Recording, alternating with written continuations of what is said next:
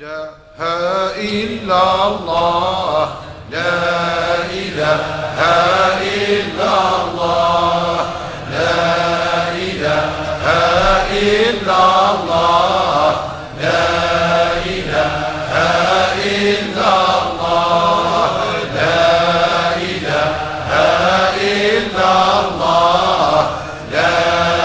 إله إلا الله لا إله إلا الله لا إله إلا الله لا إله إلا الله لا إله إلا الله لا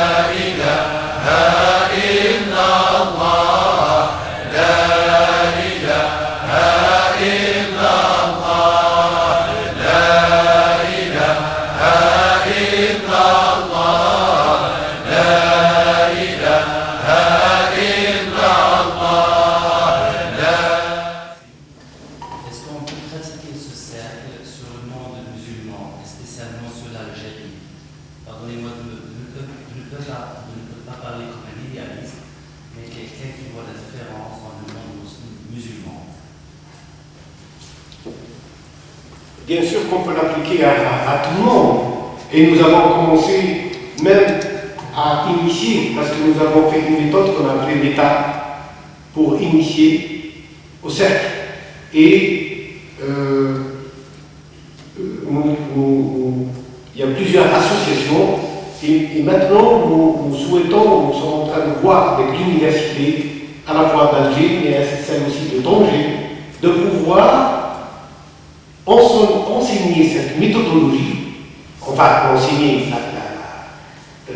la faire entrer en application dans des associations et même dans certaines sociétés. Parce qu'elle est très intéressante, même au niveau du management. Je n'ai pas eu le temps de pouvoir, mais nous avons développé toute une méthodologie et qui permet, je vous dis, en France, nous sommes actuellement à plus de 350 associations qui ont adopté cette méthodologie pour leur fonctionnement. Et en Algérie, nous avons fait par exemple le centenaire à Mostaganem. Tous ceux qui l'ont géré, tous ceux qui ont dû gérer pendant 10 jours, et plus de 6000 personnes ont fonctionné avec le cercle. Donc c'est quelque chose qui a été éprouvé. Ce n'est plus quelque chose qui reste utopique. C'est quelque chose qui fonctionne aujourd'hui. Vous avez une grande association comme les scouts musulmans de France qui fonctionne avec cette façon. Toute leur structure fonctionne avec le cercle.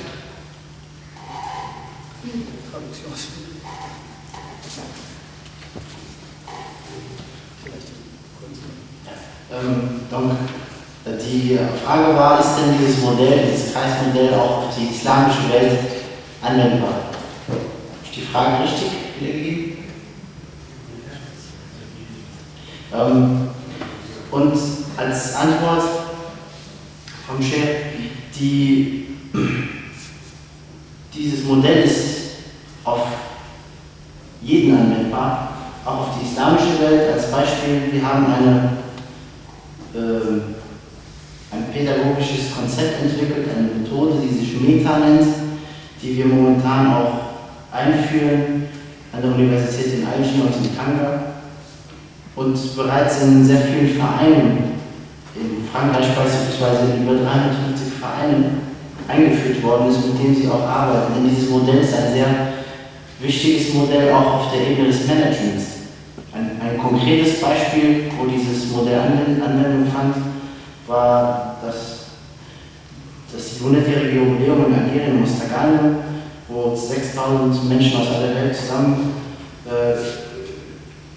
kamen und dieses Modell über 10 Tage hinweg bei der Organisation Anwendung fand. Oder auch bei den Scouts Musulmans de France, beim französischen Pfadfinder, bei den französischen muslimischen Pfadfindern, die in ihrer gesamten Organisationsstruktur dieses Modell auch, mit diesem Modell auch arbeiten.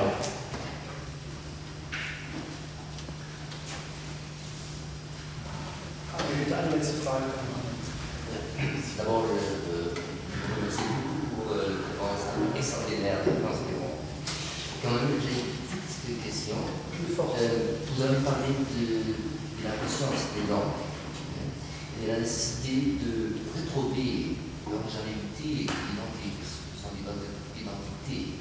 Est-ce qu'il n'y a pas de contradiction entre cette originalité, l'identité à un côté, et le modèle, l'autre modèle que vous avez expliqué, le modèle qui contient l'unité et égalité des langues. À mon avis, alors, j'ai bien dit que ce modèle doit protéger la singularité de chaque point. Quand je dis singularité, c'est l'originalité de chacun. Parce que c'est ça ce qui fait la richesse du cercle, c'est sa diversité. C'est quand je comprends que mon originalité, elle va venir comme une richesse en plus pour la partager avec les autres. Autrement, mon originalité, elle va m'obliger à devenir sectaire. Je me mets avec le cercle, qu'avec des amis qui me comprennent. Et là, je la partage avec le plus grand nombre. Je ne sais pas si j'ai répondu à votre question. La richesse, la multiplicité des visions, la multiplicité de l'originalité, des diversités, c'est une richesse pour l'humanité. Mais il faut qu'on comprenne le sens, que nous faisons partie de l'humanité. Je fais partie de vous, quand vous faites partie de moi. Les Sophie résument ça en trois choses très très simples. Ils disent, le premier stade, le stade 1, c'est toi et moi. Ça, c'est le premier stade de cette conscience. C'est l'individuel. Le deuxième, c'est toi. Toi, c'est moi. Le troisième stade,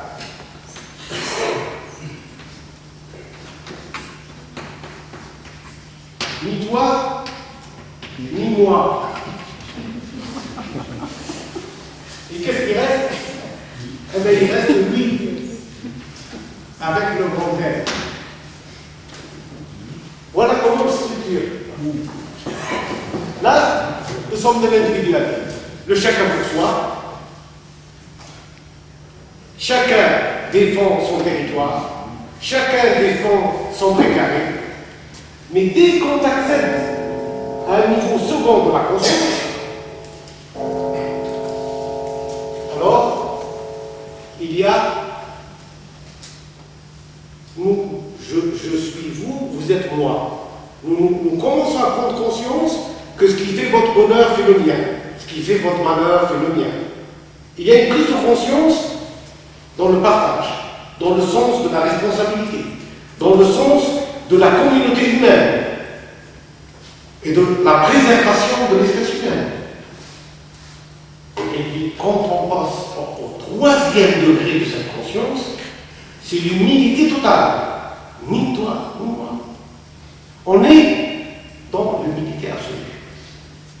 Et là, on revient vers cette notion de la divinité, vers cette notion de l'absolu, vers cette notion de la miséricorde. Parce qu'on est dans le fini. Moi, toi, lui, nous sommes dans le fini. Qu'est-ce qui reste après nous? Qu'est-ce qui reste de nous? Sinon, quel témoignage? Qu'est-ce que nous avons fait pendant notre vie?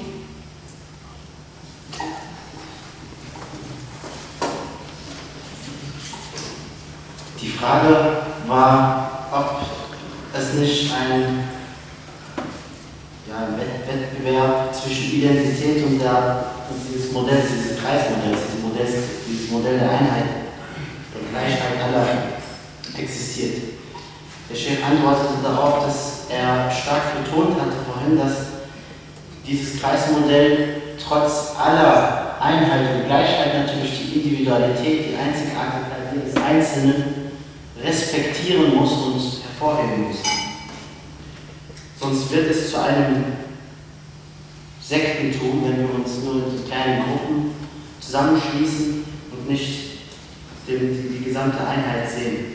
Denn die Vielfältigkeit, die Diversität ist das Reichtum für die Menschheit. Und zusammengefasst ist das in diesen 3 Regeln oder 3 Stufen. Die erste Stufe, du und ich, das ist die Stufe, wo jeder für sich existiert. Die zweite Stufe, du bist ich. Und die dritte Stufe, weder du noch ich. In der ersten Stufe hat jeder seine völlige Individualität, jeder lebt für sich und tritt in Interaktion mit dem anderen. In der zweiten Stufe versuchen wir, der andere zu sein und tragen ihn mit. Und er genauso trägt mich mit, also die Gegenseitigkeit. Und in der dritten Stufe, das ist die Stufe des Göttlichen, des Absoluten, da gibt es weder mich noch ihn, weder mich noch dich, es gibt nur noch ihn mit großem I, also ihn als Absoluten, als Göttlichen.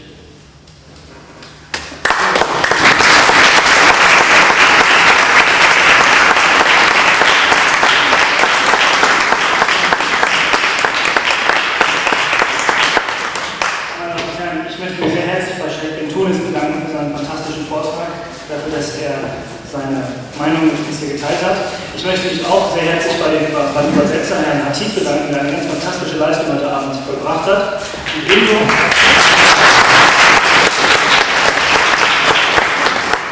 ich mich bei Manuel Dreher und dem Orient-Netzwerk bedanken, der zusammen mit Professor Rehstock die heutige Veranstaltung erst ermöglicht hat. Auch Ihnen nochmal sehr herzlichen Dank.